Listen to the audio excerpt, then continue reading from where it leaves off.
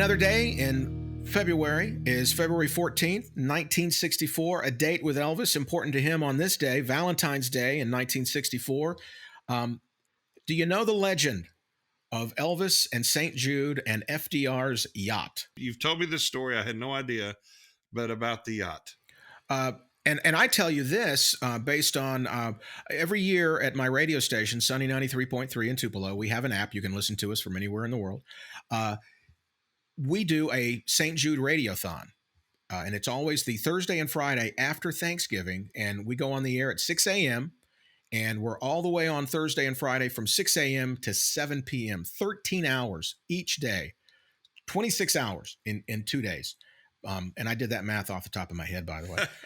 And we are on playing songs and stories of the families and the kids of St. Jude. And one of the things that we get is we get this information packet of stories about St. Jude there in Memphis.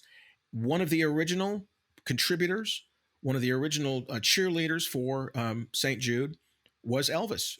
Danny Thomas. First of all, St. Jude opened in February of 1962. So it is celebrating its 61st birthday in the year 2023. And Tom, this is impressive. I mean, do you have a calculator? Is this off the top of your head? Were you the head of your math class? Around hour 25, you start remembering this stuff when you're talking about it. I can do 26 hours on St. Jude if you want, but I don't know if Alex has enough reel-to-reel tape to record this. Because that is the source of what Alex is very old school. He's recording this on reel to reel, which is nice. But so Elvis is one of the original contributors to St. Jude. And when you go there, if you get to visit, there's a wall of donors. And it's really almost maybe the only original part of the building left. They've been expanding over the years, but there's Elvis Presley's name right up there engraved in stone, that one of the original contributors. And he wanted to do something also later on after it had opened in 62. So on February 64, Elvis and Colonel Parker came up with the idea, which means Colonel Parker came up with the idea of doing a publicity event of which Elvis would benefit with good press and St. Jude would benefit because they were standing next to Elvis.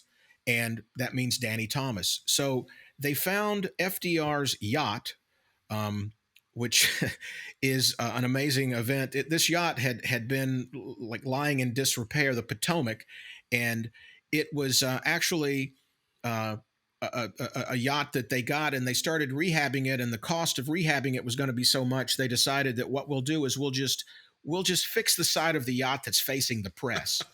And Elvis is donating this yacht to St. Jude, and Danny Thomas said, I'm not in the Navy. I don't need a boat.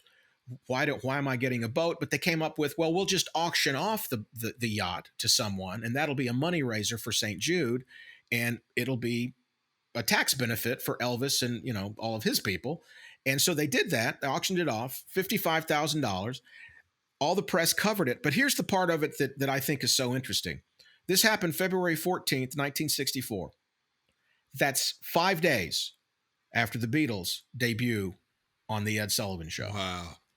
And if you go on and look it up, there at the event is Elvis and Danny Thomas with a big St. Jude sign behind them. So they're getting their press for St. Jude. But there's also a photo made that day of Elvis reading a fan magazine.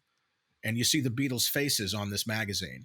It's like the king is looking at these four guys 5 days after Ed Sullivan, knowing what Ed Sullivan did to his career.